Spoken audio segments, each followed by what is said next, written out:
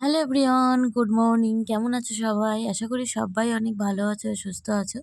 আর আমরাও ভালো আছি। তো আজকে হচ্ছে আমাদের বাড়িতে পিকনিক। তো সেই জন্য রান্নার তোড়জোড় এখানে করা হচ্ছে।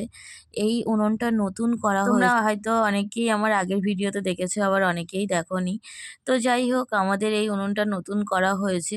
উঠোনের মাঝখানে একটা উনুন ছিল, সেই উনুনটা ভেঙে দিয়ে এই উনুনটাতে আরকি রান্না করা হবে। তো সেইজন্য আজকে উদ্বোধন।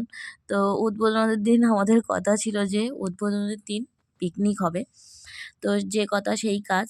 সেজন্য আজকে উদ্বোধন করা হচ্ছে। আরও কিছুটা দিন পরে করা হতো, কিন্তু যেহেতু পৌষ মাসটা মানে এসে যাচ্ছে, সেজন্য পৌষ মাসে নাকি উনুন আ মানে নতুন উনুন রান্না করতে নেই। ওইজন্যই আরকি অগ্রহায়ণ মাসে উনুনটা উদ্বোধন করা হচ্ছে, মানে জ্বালিয়ে রান্না করা হচ্ছে।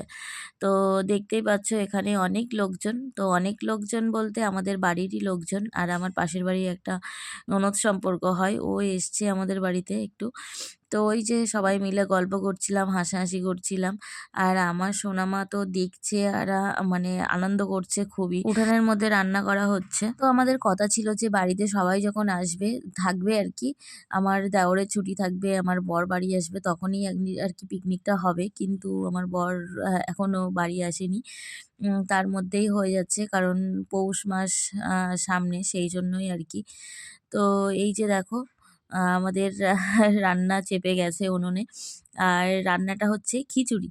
সেরকম কিছু না, সবাই মিলে আরকি একটু খাওয়া-দাওয়া এই আরকি।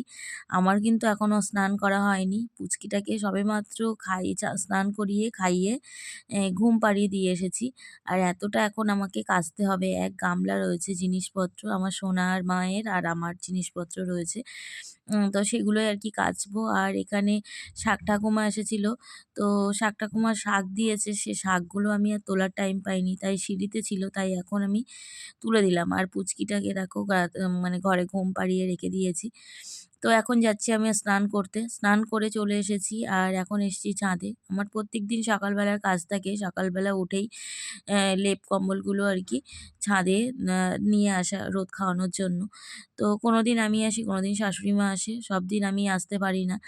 তো এই যে স্নান করে উঠে আমি ভাবলাম যে লেপ কম্বলগুলো এবার আমি ভাঁজ করে নিয়ে চলে আসি।